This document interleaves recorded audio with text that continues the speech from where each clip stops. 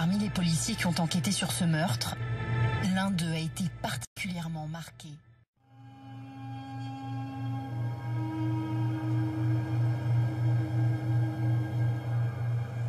La petite, on la voit quasiment pas. Il y a un bras qui dépasse. Nous un morceau de banquette. Sa traque obsède tous ceux qui tentent de percer le mystère.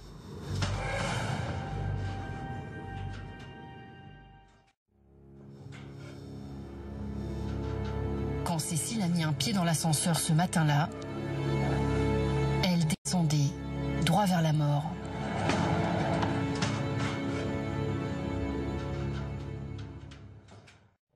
Lorsqu'il pénètre dans la cabine, un homme d'une vingtaine d'années s'y trouve déjà. Ce dont je me souviens, c'est qu'il m'a dit « Passez une très bonne journée ». Il était un peu plus grand que moi. Aidé par les policiers, il dresse le portrait robot de l'homme.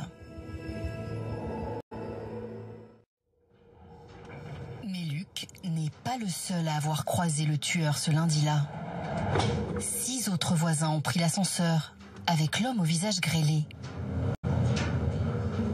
Au total, il a passé 50 minutes à monter et descendre pour attendre sa victime. Sarah avait 8 ans. Laissée pour morte, elle a survécu. Elle aussi décrit un agresseur à la peau irrégulière. Alors, le quartier n'est pas le même, mais c'est une fillette. Le tueur au visage grêlé a tendu le même piège à Sarah et à Cécile, à quelques semaines d'intervalle.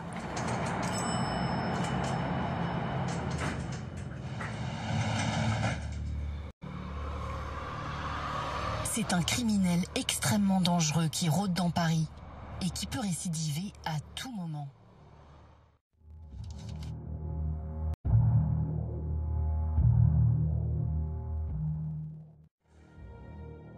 Il lui tend une carte de police et exige ses papiers d'identité. Comme elle ne les a pas, il l'oblige à monter chez elle, l'attache et la viole, avant de prendre la fuite. À la police, Marianne décrit un beau jeune homme qui s'exprime bien. Leur intuition qu'il s'agit... Et si les premiers témoignages avaient conduit les enquêteurs sur une fausse piste? Il peut avoir une... Il dit être policier et l'a fait monter dans sa voiture pour vérifier son identité. Il l'agresse dans une ferme isolée puis part précipitamment. Ingrid s'enfuit. Elle reconnaît le tueur au visage grêlé sur les portraits robots. L'ADN confirmera qu'il est son agresseur.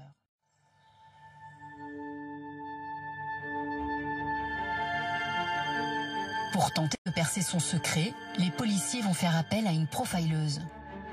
Une des seules femmes à l'époque. Pourquoi le criminel est-il insaisissable ?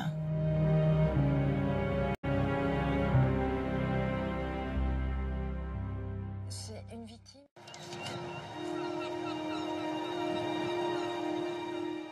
Alex serre son cou dès qu'il bouge.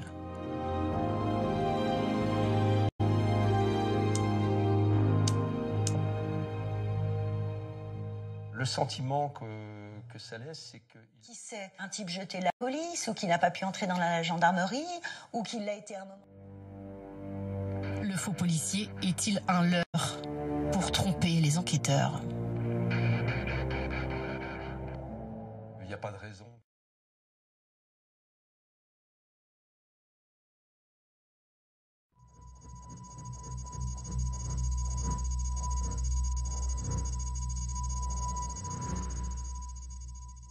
La frustration est intacte, 30 ans après. Est toujours en cours. La traque du tueur au visage grêlé n'est pas encore terminée.